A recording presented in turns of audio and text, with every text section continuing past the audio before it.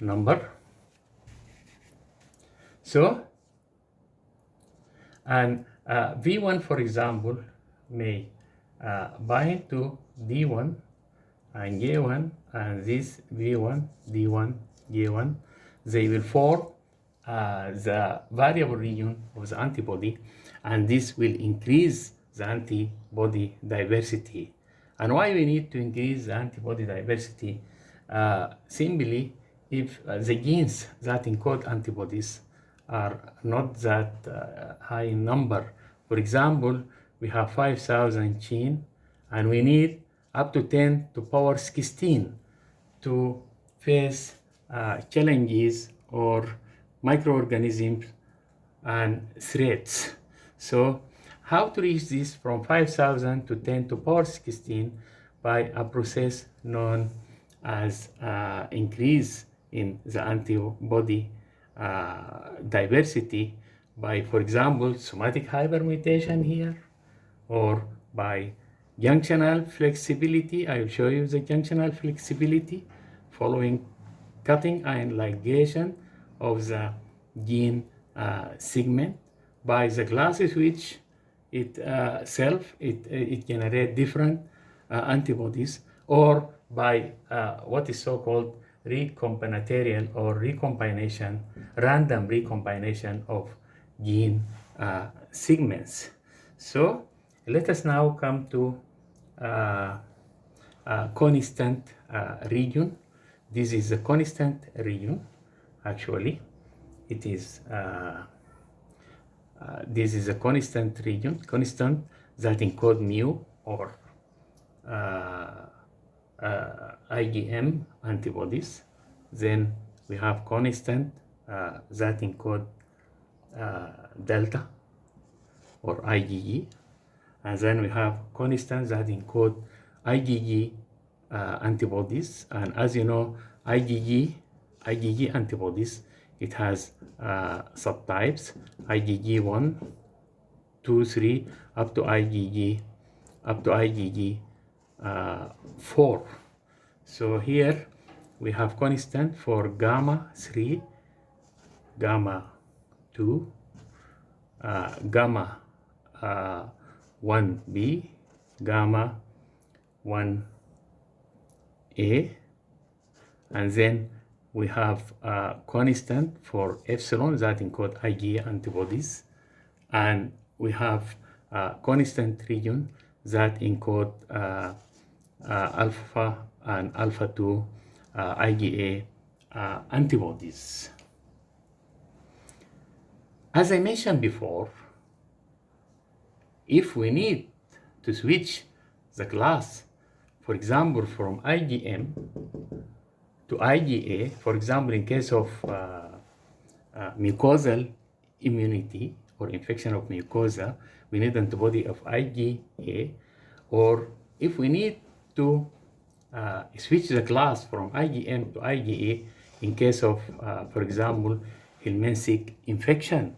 As you know, IgE is effective in helminthic infection, and it cooperates. This is the eosinophils. They have receptors for IgE, okay? And for example, these are hookworms or any other type, bilharziase or whatever. And this binding of IgE to the hookworm will activate this cell, and this cell will liberate chemical intermediates, leukotriene, prostaglandins, and other materials. As I mentioned before, that the RNA, it tends to make loops or hairpin loop. So let us now come to the antibody to see this as antibodies or gene segments that VDJ that encode the heavy chain. Then we have C, we have C mu, we have C delta, we have C that encode gamma, all gammas. Then we have C that encode epsilon or IgE. We have the constant region that encode the IgA. These regions, they are preceded by what is so-called switch sites, like this. This is the switch site, okay? This is the switch site. And since it is RNA and it has the capacity to make fold and to make hairpin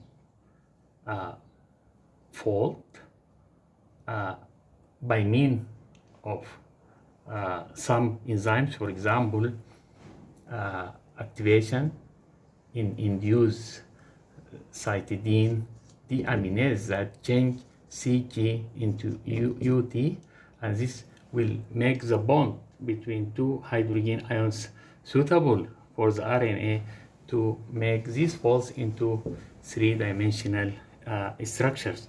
So simply now this is a V and this is D, and here we have K. So if we are interested into, for example, gamma 3, so the C mu, now the RNA will tend to make a fold like this. Then following that, C delta, and then following that C gamma 3, because we are interested, for example, in gamma 3 antibodies. So all this will be removed by RAG1, and this will be removed by RAG1 and RAG2, and together with terminal deoxynucleotide transferase, they add nucleotides. Then this is the switch site of C mu that encode IgM, and this is the switch site of the gamma 3. So the switch sites, they come together, and now all this will be removed, okay? And this also will be removed, and the gap will be repaired by this removal. It is due to the action of RAG1 and RAG2, and this gap will be repaired by RAG1 and RAG2 as they add B nucleotides, and then terminal deoxynucleotide transferase, they add N nucleotides, and then the machinery of the DNA repairing enzyme, and this will anneal to the remaining part of the gene, and this will lead to formation of VDJ gamma 3 antibodies, and it is expressed as IgG3. Why we need IgG3 or IgG1?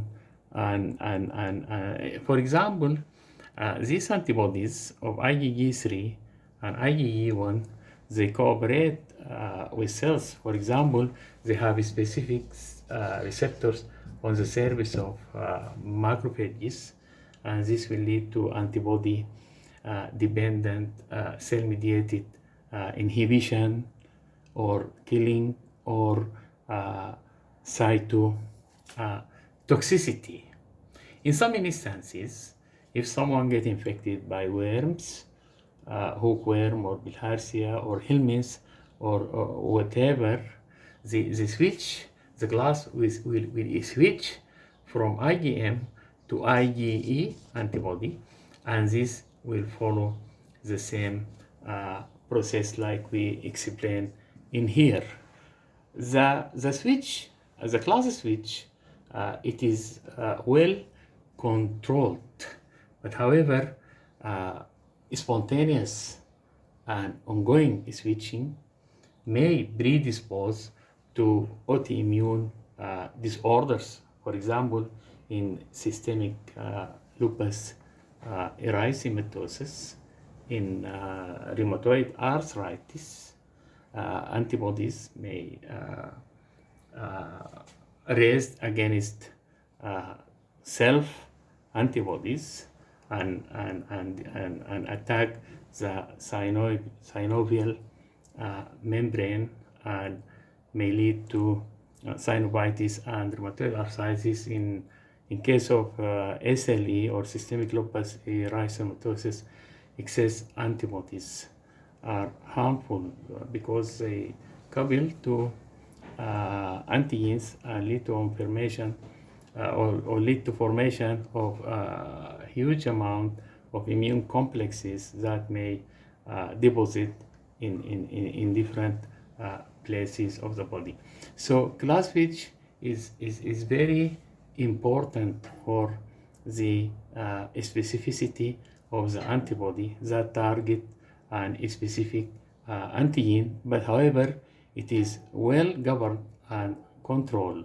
Uncontrolled class switch or spontaneous class switch or ingoing class switch may predispose to autoimmune disorders. Thank you very much, Professor Ahmed Poulad.